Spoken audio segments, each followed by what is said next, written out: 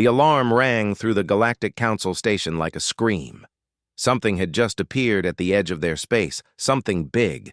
The council members rushed to the main chamber, their different species moving in waves of color and sound. They had not called an emergency meeting like this in 300 years. On the viewing screen, a massive ship hung in the darkness of space. It was huge, larger than any vessel in the council's records.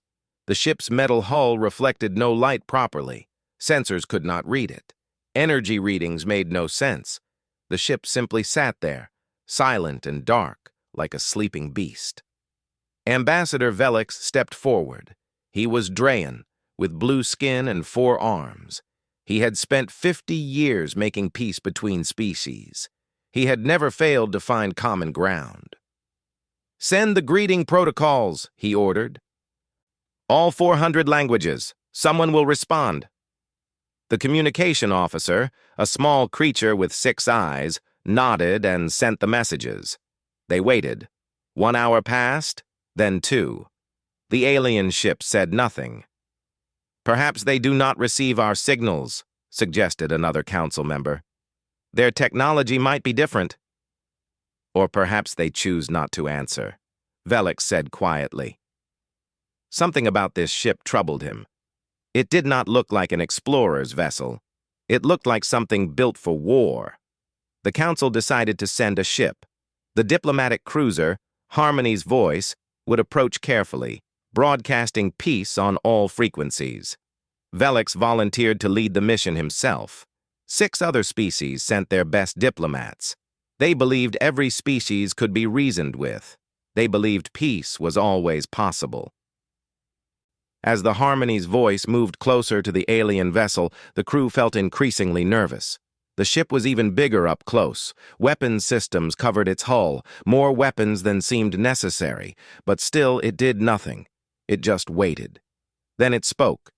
The message came in perfect galactic standard, the common language used across all council space. The voice was human, though no one knew that word yet. It was calm and cold. "We are humanity. We claim this territory. You have 72 hours to evacuate." The diplomatic team sat in shocked silence. Velix read the message 3 times, certain he had misunderstood. No species had claimed council territory in living memory. The last war had ended before his grandfather was born. "There must be a translation error," said one of the diplomats. "They cannot mean—" "They mean exactly what they said," Velix interrupted. He felt a chill run through his body. "Request a meeting, face to face. Perhaps we can explain the situation." The human ship responded within minutes. "You may board our vessel. Bring no more than 10 people. Bring no weapons. You have 2 hours." Inside the human ship, Commander Tae Young watched the alien vessel approach. He stood tall on the bridge, his dark eyes fixed on the screens. His uniform was military, clean and sharp. Everything about him spoke of discipline and control. "They are coming aboard now, Commander," said Lieutenant Hana. She stood at the tactical station, her hands ready over the weapons controls. "Should I maintain battle readiness?" "Yes," Tae Young said. "Until we have what we need. We trust no one." Behind him, Chief Engineer Dae-ho monitored the ship's systems. "All weapons are charged and ready. The reactor is running at full capacity. We can fight for 72 hours without stopping if needed." Tae Young nodded. He did not want to fight, but he would without hesitation if these aliens refused to cooperate. Behind this ship, in cryo-sleep, 12 million humans waited. They were all that remained of Earth. The planet had died slowly, poisoned by war and pollution. The survivors had built 7 ships and fled into space, searching for a new home. This was the first ship, the Vanguard, and they had finally found suitable systems. 3 star systems with planets that could support human life. They would claim them, by negotiation if possible, by force if necessary. The airlocks opened and the alien delegation entered. Tae Young watched them on cameras as they walked through the corridors. They looked around with wide eyes, studying the ship's design. Good. Let them see what they faced. The meeting room was plain and functional. A large table, chairs, nothing more. No decorations, no comfort. Tae-young entered with Lieutenant Hana and 2 guards. The guards carried weapons openly, a message in itself. Ambassador Velix studied the humans carefully. They looked similar to several species he knew, bipedal with 2 arms, but something about them was different. Their eyes held a hardness he had rarely seen. These were not explorers. These were survivors. "I am Ambassador Velix of the Drayan people," he began, using his most calming voice. "On behalf of the Galactic Council, I welcome you to this region of space. We hope to establish peaceful relations."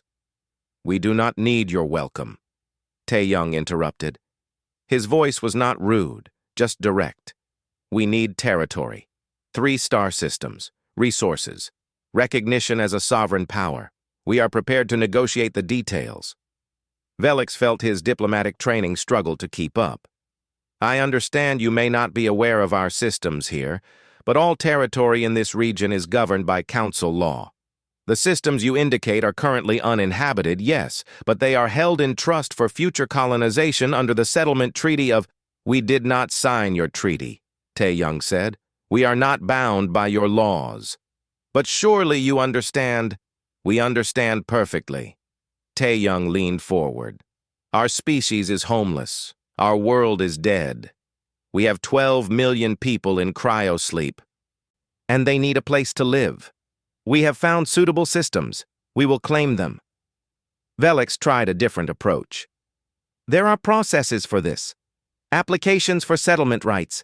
If you work with the council, I am certain we can find a solution that—" "How long would these processes take?"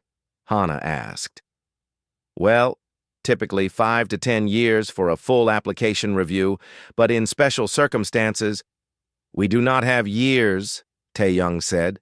"We have months of supplies remaining. Our people cannot stay in cryosleep indefinitely.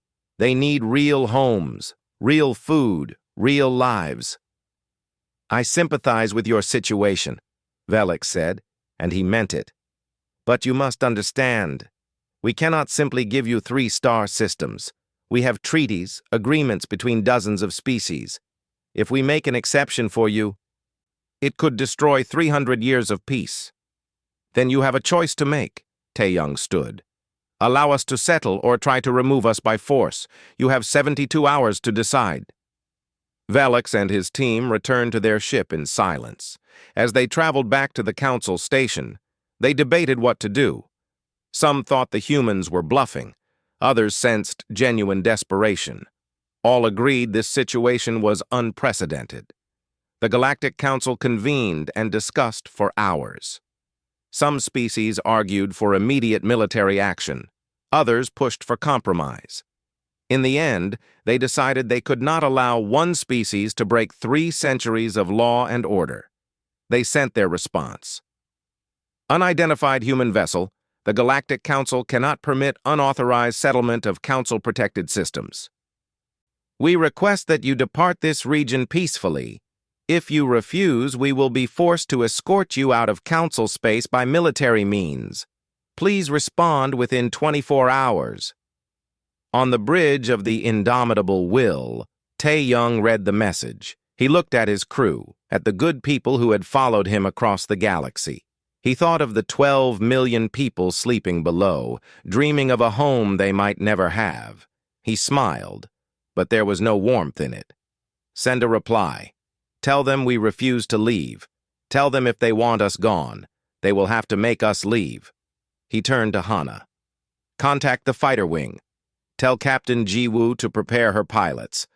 Contact Marine Commander Sung and have his teams ready. He looked at Dae-ho. How are our weapons? Ready for war, the engineer replied. Good, Tae-young said. Because war is what they are bringing us. The Council's military had not fought a real battle in 200 years. They were about to learn what happened when humans fought for survival. They were about to learn that humanity had spent 10,000 years perfecting the art of war, and they were about to discover that a desperate species was the most dangerous thing in the galaxy. The peacekeeping armada gathered like a storm.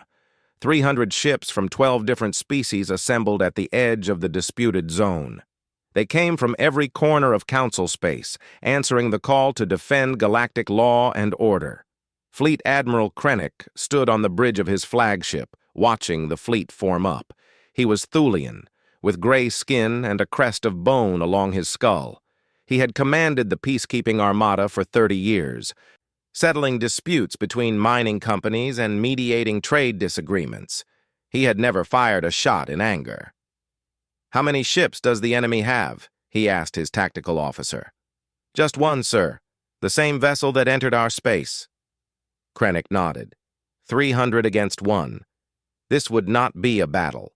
It would be a demonstration. The humans would see the assembled might of the galaxy and surrender. Perhaps they would even be allowed to join the Council eventually, once they understood how things worked. "Send them a message," Krennic ordered. "Tell them we are prepared to escort them peacefully out of Council space. Tell them resistance is pointless."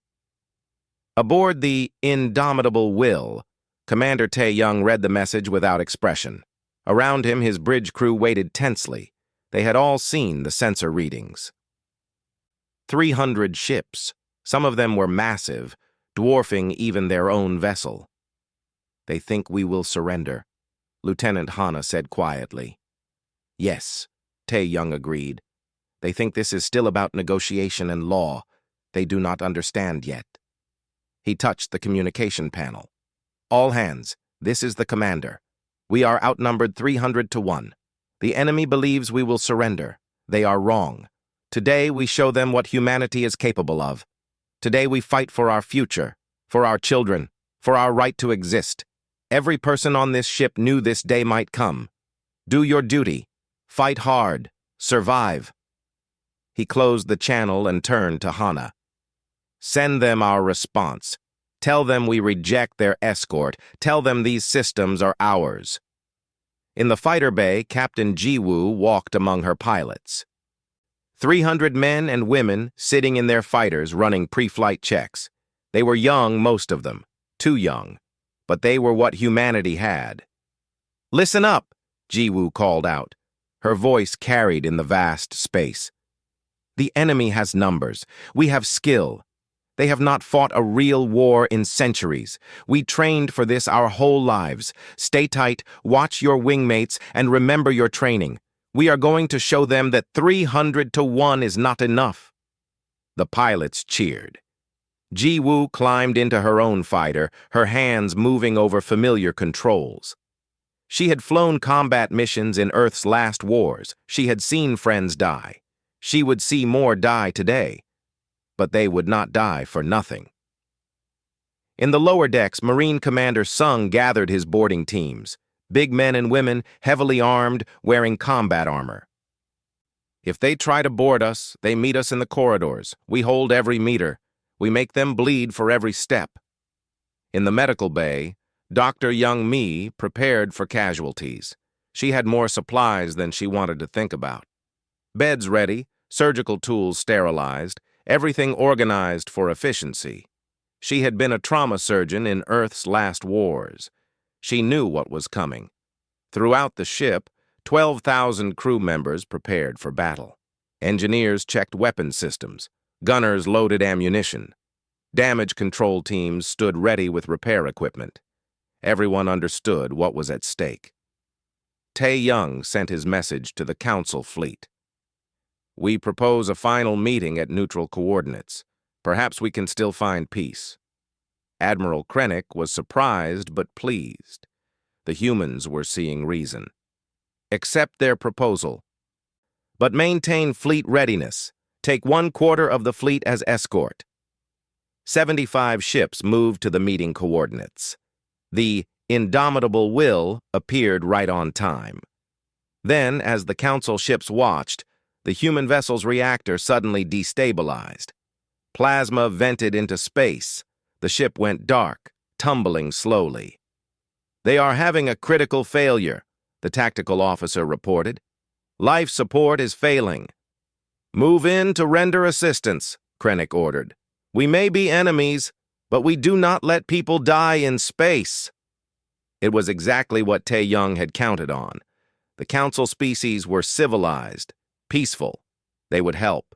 They would come close. Now, Tae-Young said quietly. The indomitable will came alive. Engines fired. Weapon systems that had appeared dead suddenly activated. Point defense guns opened fire. Thousands of rounds per second tearing into the closest Council ships. Rail guns fired, tungsten penetrators moving at a significant fraction of light speed, punching through shields and armor like paper. The Council ships, built for peacekeeping, had strong shields, but light armor. They relied on technology to prevent war, not weapons to win it. The human ship had been built by a species that knew only war. Launch bays opened along the indomitable will's hull. 300 fighters poured out like angry insects. Captain Ji-woo led the first wave, her fighters' weapons already firing before she cleared the bay. The Council escort fleet tried to respond, but they were in disarray. Half their ships had taken critical damage in the first seconds.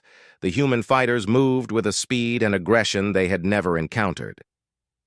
Council doctrine emphasized defensive formations and minimal casualties. Human doctrine emphasized killing the enemy as quickly as possible. Ji-woo's fighter screamed through space, her weapons tracking targets with practiced ease. Her squadron followed in perfect formation. They targeted weapons arrays and engines, crippling ships so they could not fight or flee. Every shot counted. Every missile hit home. They are calling for reinforcements, Hana reported. Good, Tae-Young said. Let them come. The remaining Council fleet jumped in. Now it was 300 against 1 again, but the conditions had changed. The humans had already destroyed or crippled 75 ships, and they had shown they were willing to use tactics the Council considered dishonorable. Admiral Krennic watched in horror as his fleet engaged the humans. He had expected a demonstration. He had expected surrender. Instead, he was watching his ships die. They are not disabling our vessels, his tactical officer reported, voice shaking. Every hit is targeted to kill. Life support, reactors, command centers, they are trying to destroy us completely. Krennic realized with growing dread that he was facing something the galaxy had not seen in millennia. A species that understood total war.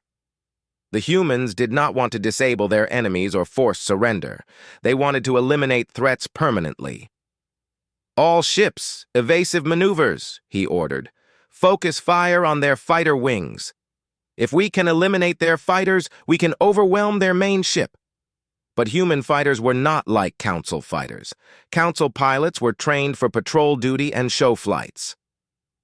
Human pilots were trained for combat. They flew faster, took more risks, accepted casualties to complete missions. The battle raged for 18 hours. The Council had numbers. The humans had experience, better weapons, and desperation. Ships exploded on both sides. Debris filled space.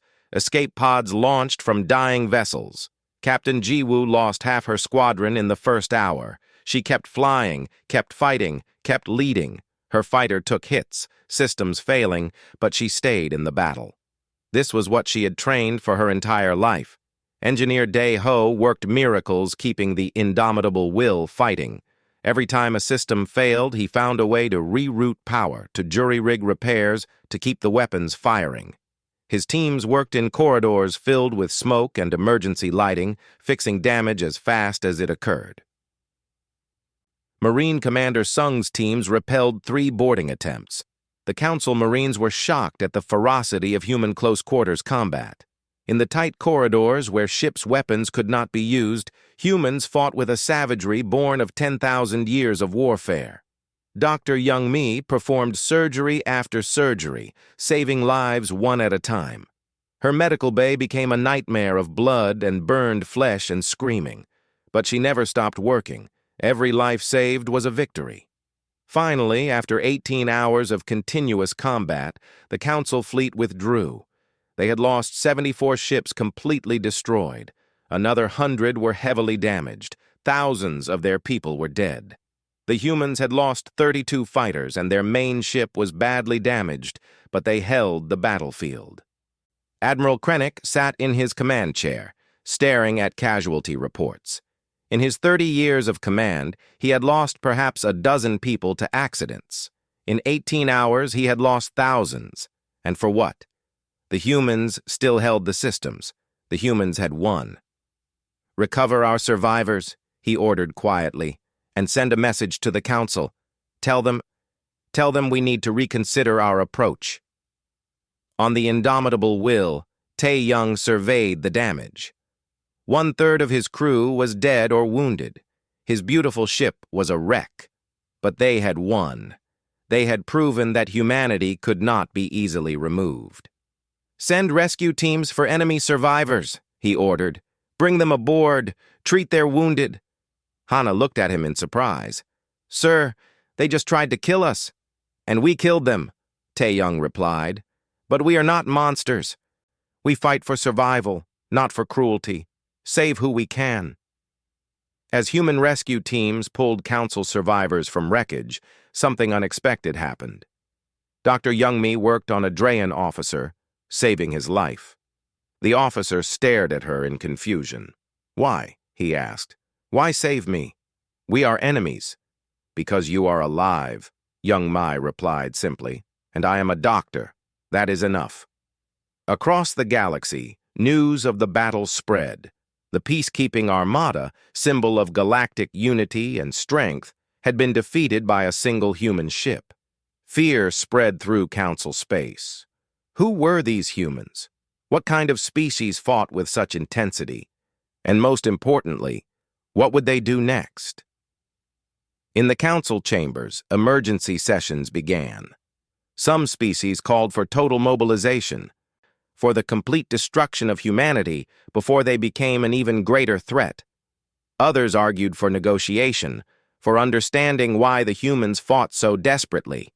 The galaxy was divided, and in the disputed systems, the indomitable will began repairs. Tae Young knew this was just the beginning. They had won one battle, but the war was far from over. The galaxy would come for them again, with more ships, better prepared. Next time they might not be so lucky. But for now, they had what they needed. Time. Time to wake the refugees. Time to begin building colonies. Time to establish a foothold. Whatever came next, humanity would face it together, standing on their own ground, fighting for their right to exist among the stars. The Galactic Council met in a session that lasted 3 days without break.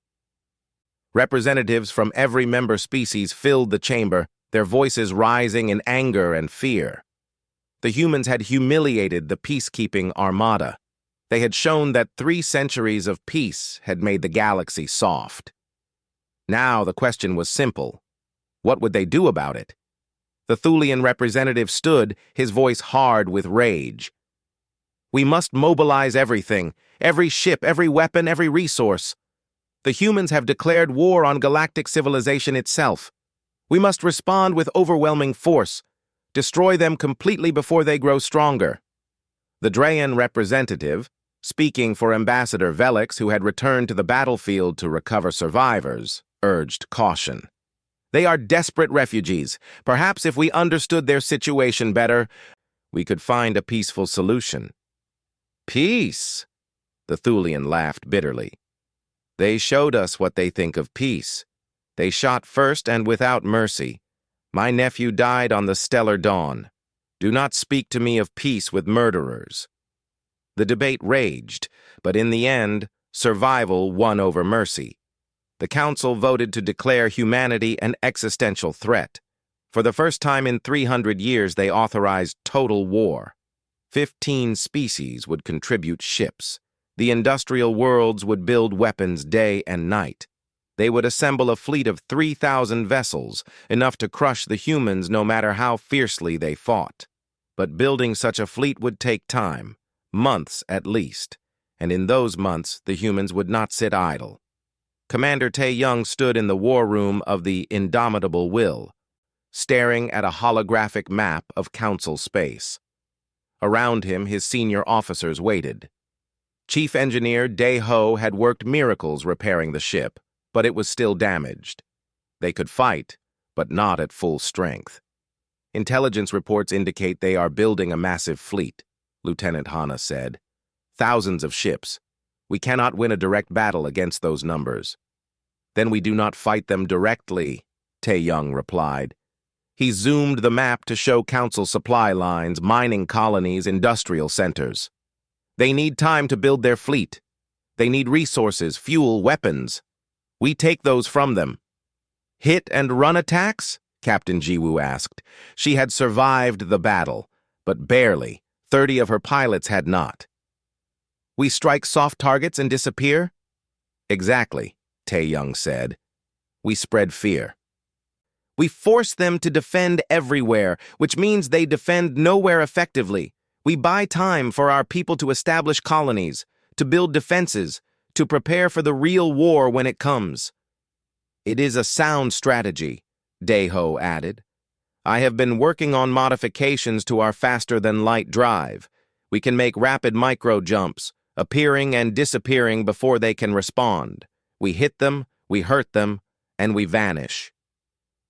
What about civilian casualties? Dr. Youngmi asked. She had been treating wounded for days, both human and alien. Are we going to start killing innocents? No, Tae-young said firmly. We target military installations only. Supply depots, weapons factories, military outposts. We are fighting for survival, not revenge. We are not monsters. The raids began within a week.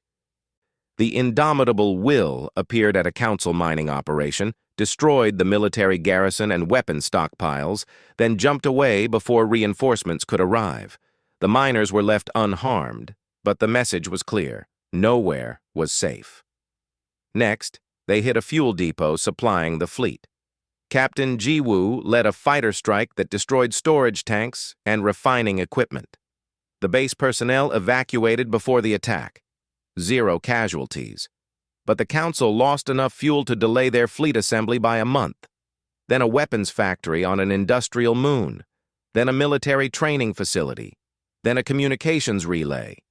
Each attack was precisely targeted, minimizing casualties while maximizing disruption.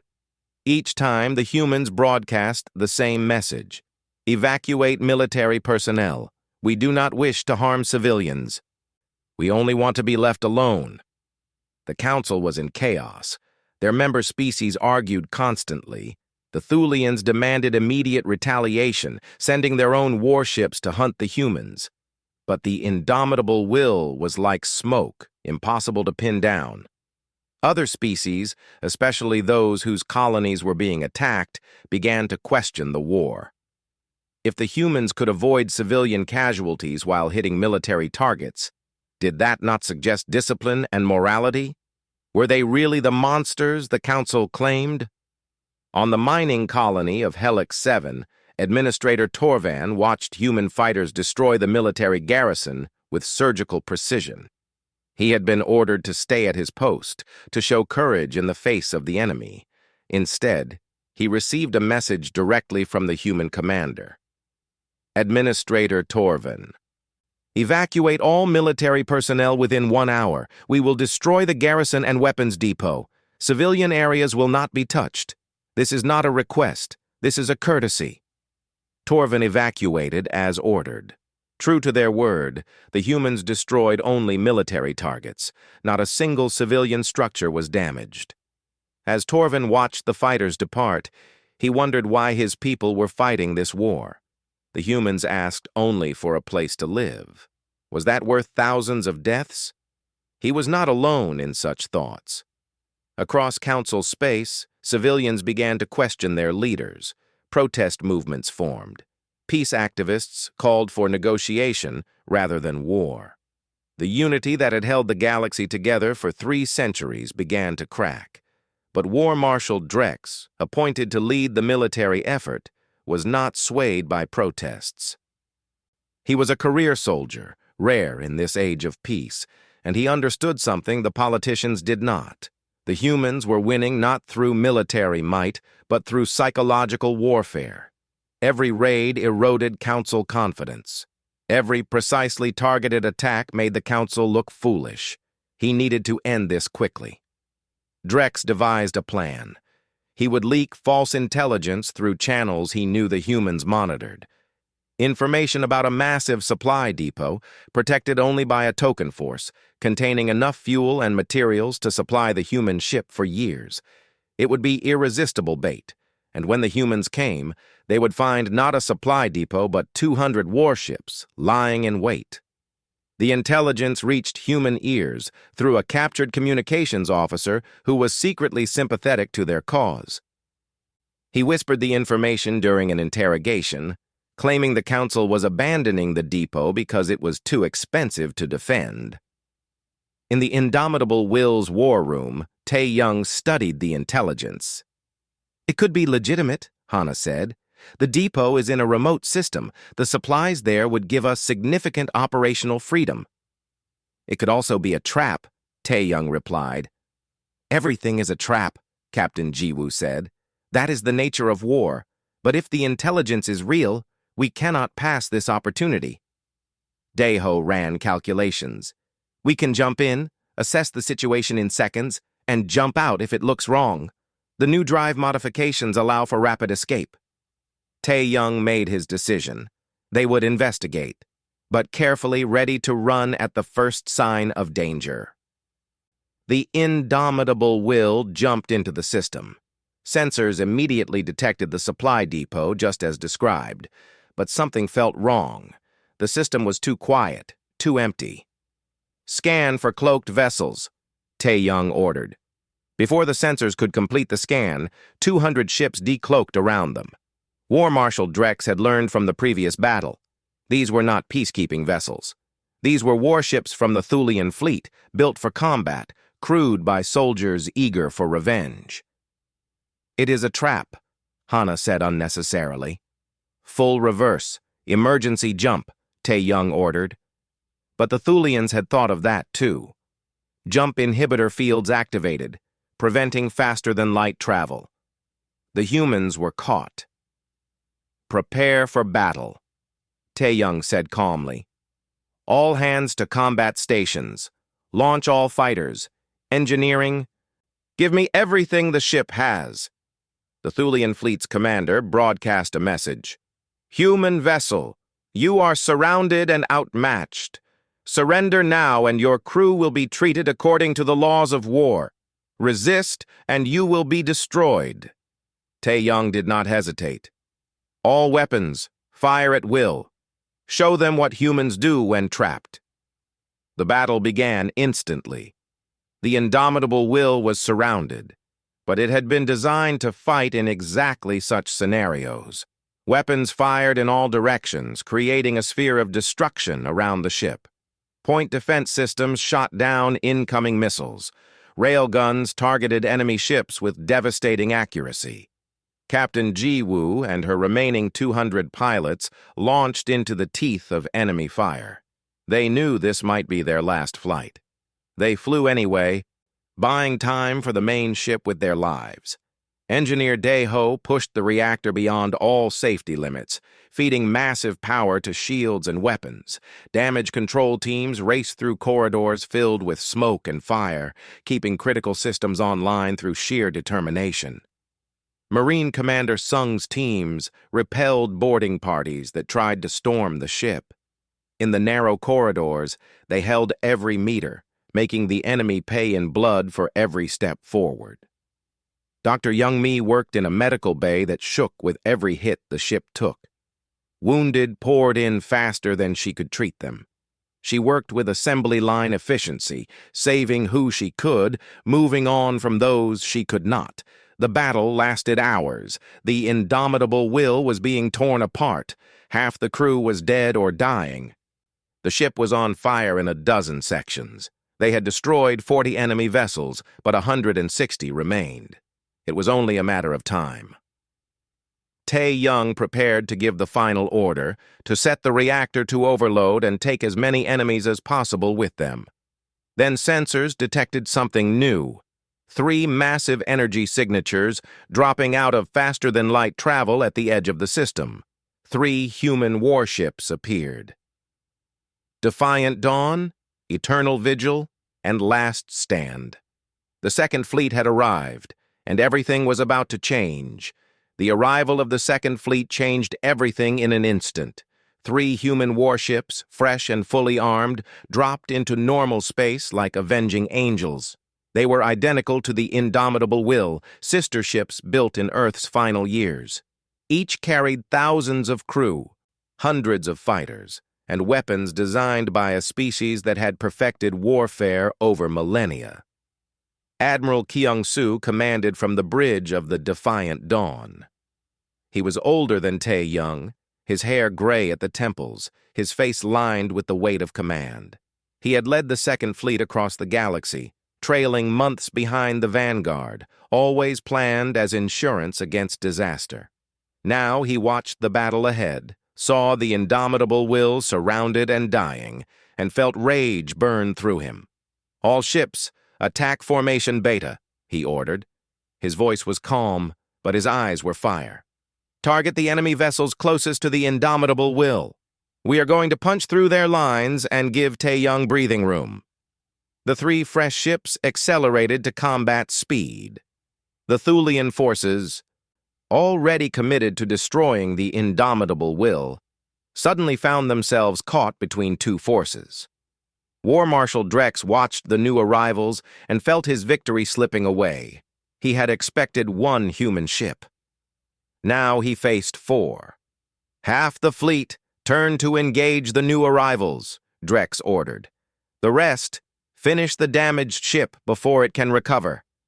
But splitting his forces was exactly what the humans wanted. The Second Fleet opened fire with weapons that had not been worn down by months of raiding. Railguns fired in perfect synchronization, each shot calculated for maximum damage. The Thulian ships, already tired from hours of fighting, suddenly faced fresh enemies who fought with coordinated precision. On the Indomitable Will, Tae-Young felt hope surge through him. "All remaining fighters, link up with the Second Fleet's attack wing. Engineering, I need maneuverability. I do not care if we have to shut down life support to non-critical sections. Get me engines." Daeho worked miracles once again. Power rerouted, damaged systems brought online through desperate improvisation. The Indomitable Will was dying, but it was not dead yet. It began to move, slowly at first, then with increasing speed, fighting its way toward the Second Fleet's formation. The battle became a chaotic nightmare for the Thulians. They had surrounded 1 enemy ship and been moments from victory. Now they were being hit from multiple directions by forces that fought with a coordination they could not match. Human ships did not fight as individuals. They fought as a single organism, each vessel supporting the others, creating overlapping fields of fire that chewed through enemy formations.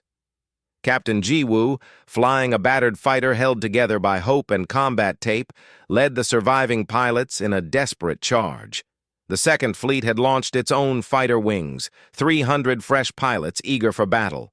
Together, nearly 400 human fighters swarmed through the Thulian fleet like locusts, targeting engines and weapon systems with devastating accuracy. War Marshal Drex realized with growing horror that he was losing. His carefully planned trap had become a disaster. He had 200 ships, the humans only 4, but the humans fought like demons. Every shot they fired seemed to hit. Every tactic they employed seemed designed specifically to counter his moves. He was fighting not just superior technology, but superior experience. "All ships concentrate fire on the damaged vessel," he ordered. "If we can destroy it, we break their morale." But the Second Fleet had anticipated this. The 3 fresh ships formed a protective screen around the Indomitable Will. Taking hits meant for their damaged sister. They were willing to sacrifice themselves to save their comrades. This was human unity, human loyalty, and the Thulians had no answer for it. The battle raged for 2 more days. Ships died on both sides, space filled with debris and bodies. The Thulian advantage in numbers slowly eroded as human tactics and weapons ground them down. Finally, after 48 hours of continuous combat, War Marshal Drex made the hardest decision of his life. "All ships, cease fire and withdraw," he ordered. "This battle is lost." The Thulian fleet retreated, leaving behind the wreckage of over 400 ships. The humans had lost the last stand, destroyed with all hands in a heroic last stand protecting the indomitable will. The other 3 human vessels were all damaged, some critically, but they held the battlefield. They had won. Admiral Kyung-soo ordered a ceasefire to allow both sides to recover their casualties and assess damage. War Marshal Drex, bitter but pragmatic, agreed. For 3 days, the battlefield became a rescue zone. Human and Thulian vessels worked separately, pulling survivors from wreckage, treating the wounded, recovering the dead. Something unexpected happened during the recovery. The indomitable Will's medical bay was overwhelmed with casualties. When a Thulian medical ship suffered a catastrophic failure, killing most of its staff, Dr. Young Mi made a decision that changed everything. "Tell them we will take their wounded," she said to Tae-young. "We have the supplies. We cannot just let them die." Tae-young hesitated, then nodded. "Do it." The Thulian wounded came aboard in batches. Young Mai worked alongside the surviving Thulian doctors, sharing techniques and knowledge. She discovered that human and Thulian biology were different enough that each species had developed unique medical approaches. Human surgical techniques were revolutionary to the aliens. Thulian treatments for radiation exposure were unknown to humans. Working together, they saved lives neither could have saved alone. One Thulian doctor, an older female named Kayla, worked beside Young Mi for 18 hours straight.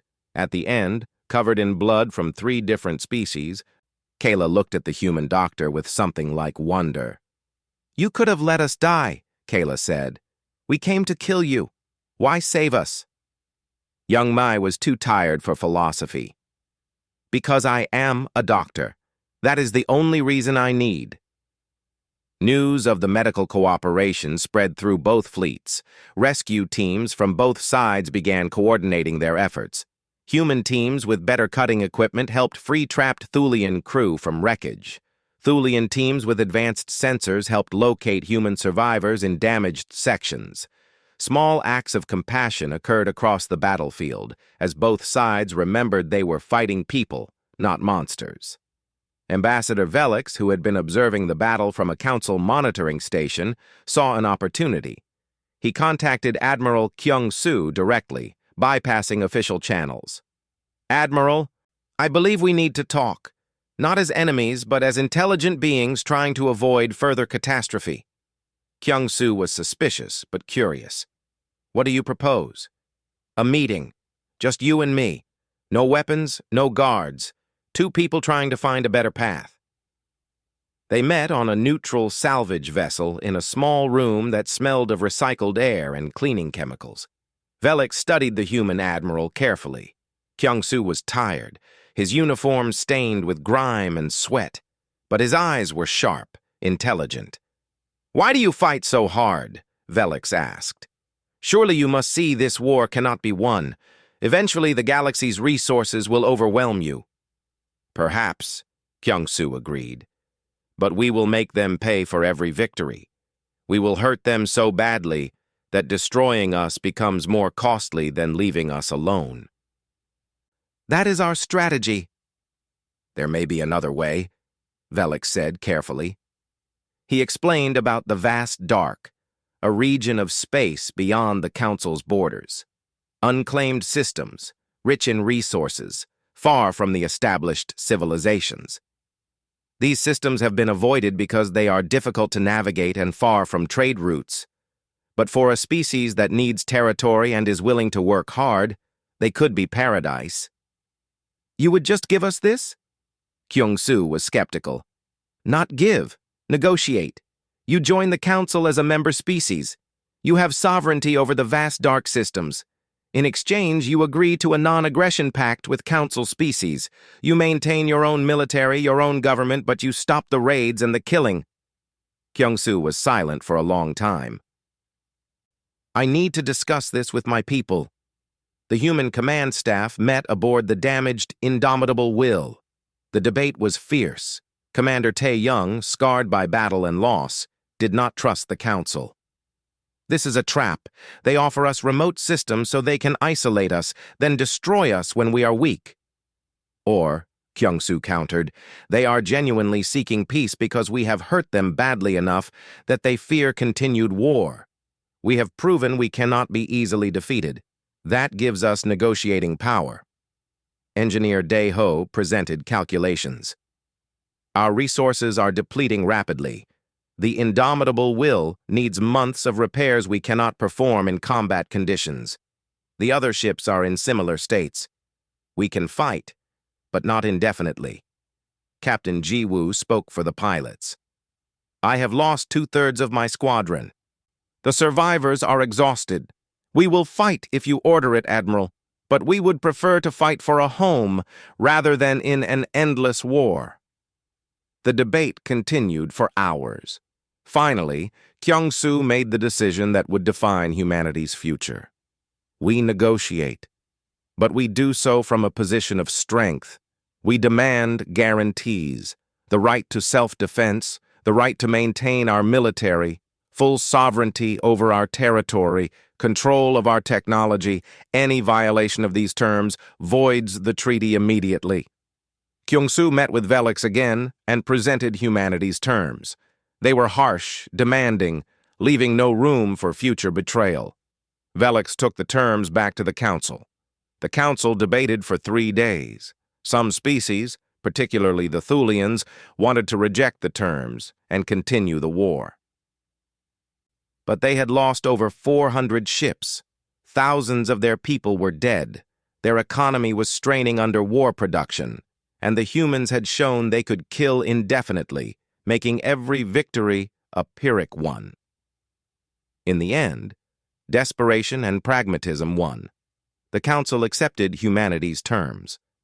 They would recognize human sovereignty over the vast dark systems.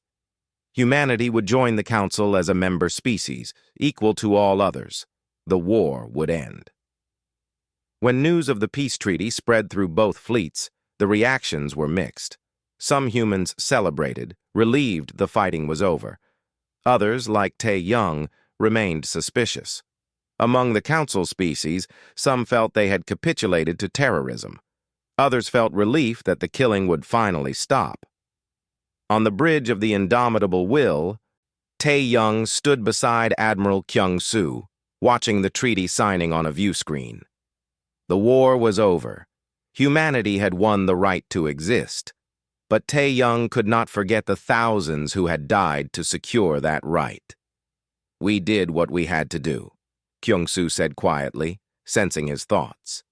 Yes, Tae-young agreed. But I wonder if they will ever forgive us, or if we will ever forgive ourselves. History will judge us, Kyung-soo replied, but our people will survive. That is what matters. The human fleet, battered but unbroken, began the journey to their new home. Behind them, they left a galaxy changed forever. Ahead of them lay the vast dark and an uncertain future, but it was their future, one with blood and courage and sacrifice. Humanity had come to the stars as refugees. They would stay as equals. The refugee fleet arrived at the vast dark 6 months after the treaty was signed. 7 massive ships carrying 12 million people in cryosleep, escorted by the 3 surviving warships of humanity's navy. They emerged from faster-than-light travel and saw their new home for the first time. 3 star systems, each with multiple planets, rich in resources, and completely uninhabited. Commander Tae-young stood on the bridge of the indomitable Will, watching the main planet of the first system grow larger on the view screen. It was a beautiful world, with blue oceans and green continents, slightly smaller than Earth but warm and welcoming. He felt emotions surge through him that he had suppressed for years. Hope, relief, joy, they had made it. Against impossible odds, they had found a home. "Begin wake-up procedures for the first batch," Admiral Kyung-soo ordered from the defiant dawn. "Medical teams, stand ready. This will take days, but let us do it right." Over the next 2 weeks, 12 million humans slowly woke from cryo-sleep.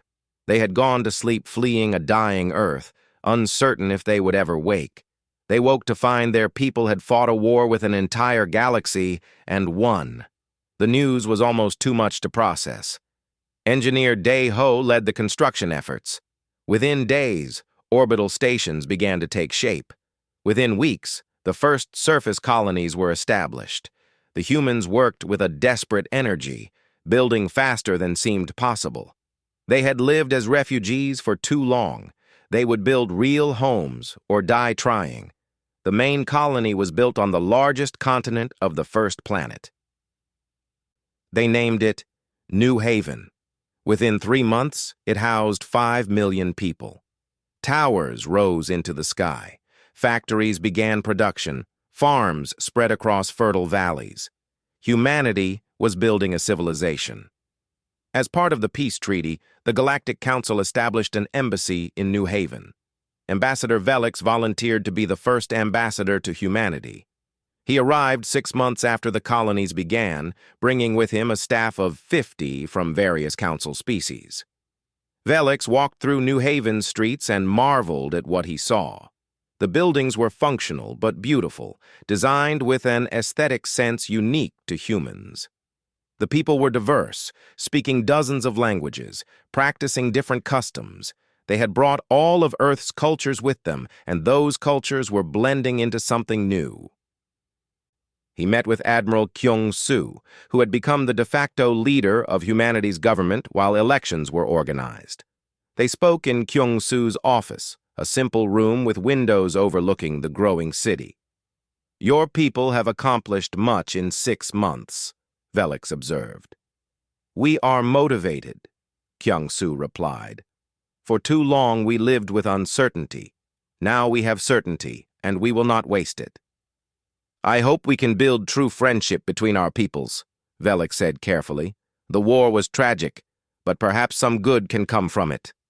"Perhaps," Kyung-soo agreed. "But trust must be earned, Ambassador. Your people tried to destroy us. We will not forget that easily." Trade began slowly. Human manufacturing techniques developed through centuries of industrial warfare proved revolutionary. Council medical technology, far more advanced than humanity's, saved thousands of human lives. Cultural exchange programs started. Human students went to council universities.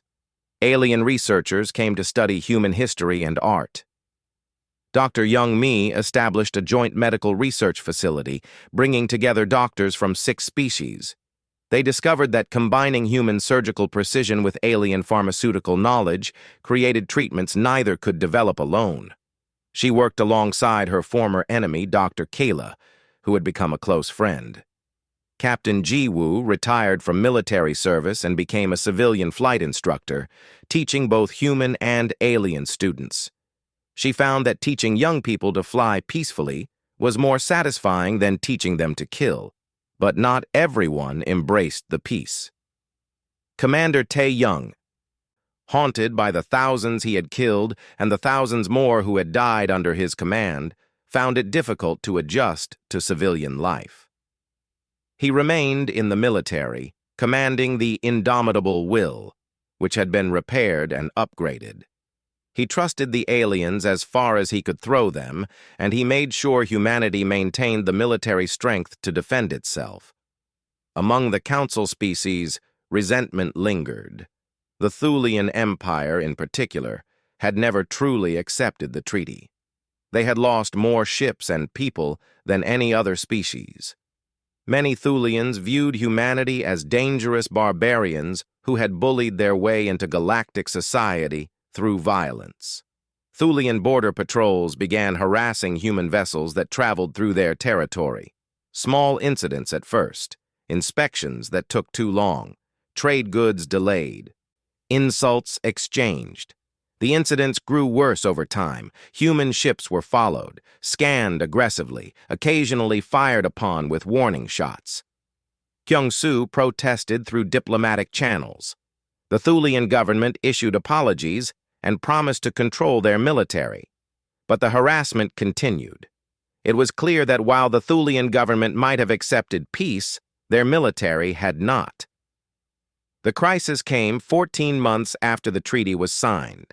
A human cargo vessel, the Pacific Dawn, was traveling through Thulian space on an approved trade route. It carried food and medical supplies to a council colony suffering from a famine. Without warning, a Thulian warship opened fire with live weapons, not warning shots. The Pacific Dawn was destroyed. 200 crew died instantly. The news reached New Haven like a thunderbolt. The human population was outraged. They had accepted peace in good faith, had tried to build friendly relations, and now their people had been murdered. Protests filled the streets. Calls for retaliation echoed through government chambers.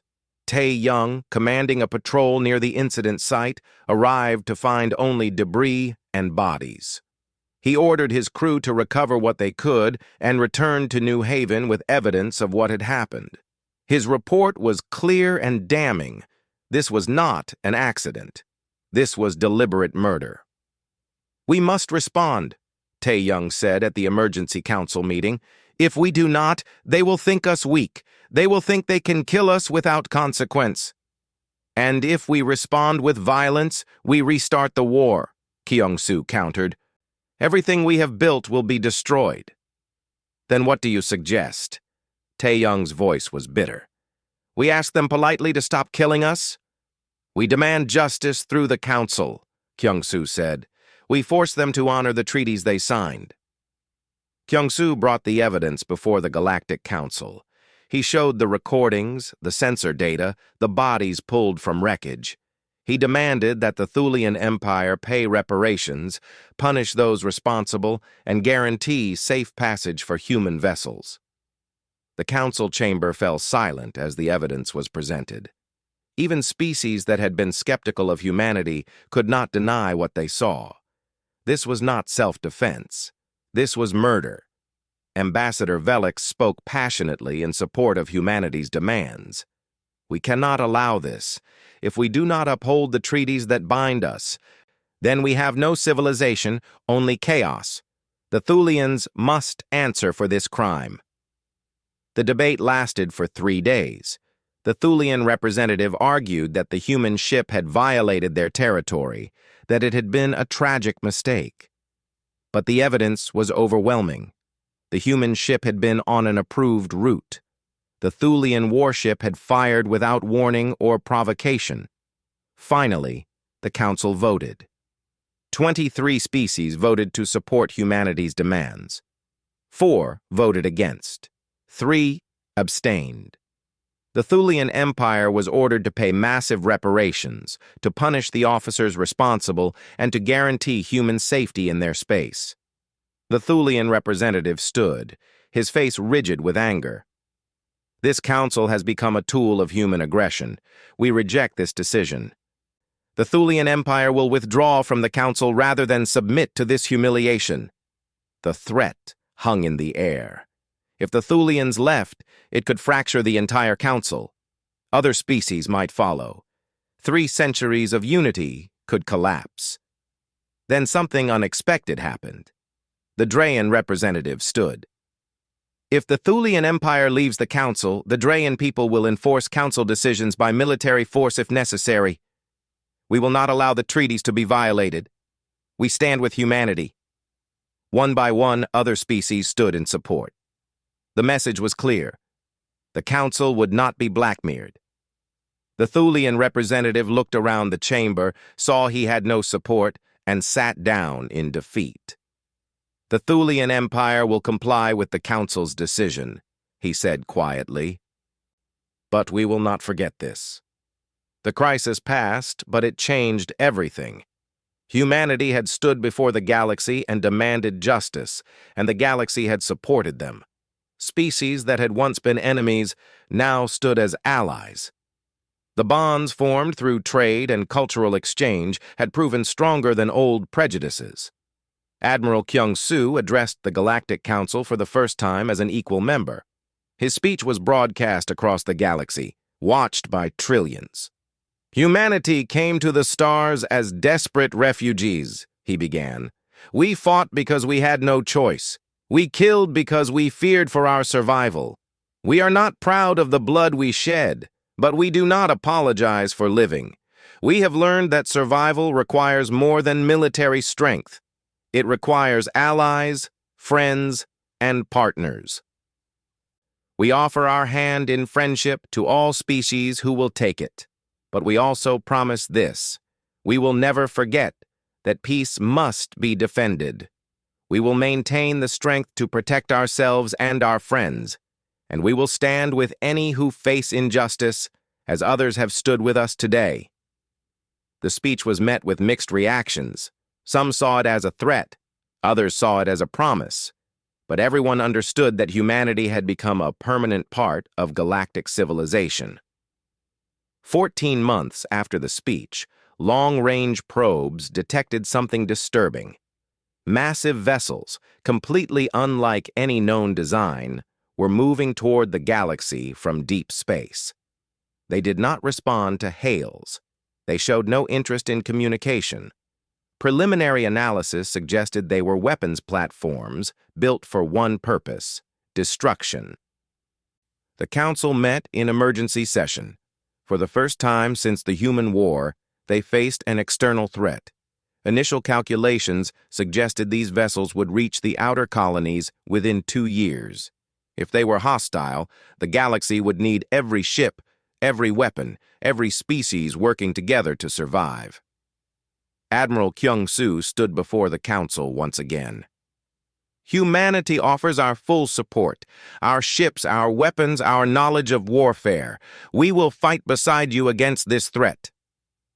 War Marshal Drex, the Thulian who had once tried to destroy humanity, stood as well. The Thulian Empire also pledges its fleet. "We may have had our differences, but we are all children of this galaxy. We will defend it together." One by one, every species pledged their support. The galaxy would face this threat united. On the bridge of the newly built Unbroken Spirit, Captain Tae-young prepared for departure. He had been promoted and given command of humanity's newest warship, assigned to lead a joint task force investigating the unknown vessels. His crew included humans, Thulians, Drayan, and 3 other species. The Drayan tactical officer was Velen, son of Ambassador Velix. "Strange, is it not?" Velen said as they prepared to jump. 2 years ago, we were trying to kill each other. Now we serve together." "War makes strange companions," Tae-young agreed. "But perhaps that is not a bad thing. We learn to respect each other through fighting. Now we will learn to trust each other through cooperation." "Do you trust us?" Velen asked directly. Tae-young considered the question carefully. "I trust that we face a common threat. I trust that survival requires unity. Is that the same as trust? Perhaps not. But it is a beginning." The Unbroken Spirit jumped into the unknown, carrying a crew from 6 species who had once been enemies. They did not know what they would find in the darkness beyond the galaxy. They did not know if they would survive, but they knew they would face it together. Humanity had come to the stars as refugees, desperate and alone. They had fought a war with the galaxy and won the right to exist. They had built a civilization from nothing. They had turned enemies into allies. Now they would defend their new home against whatever threats emerged from the darkness. The human story among the stars had only just begun. But it was a story of courage, sacrifice, and hope. A story of a species that refused to die, that fought for its place among the stars, and that learned that strength without wisdom leads only to destruction. Humanity had learned. The galaxy had learned. Together, they would face whatever came next.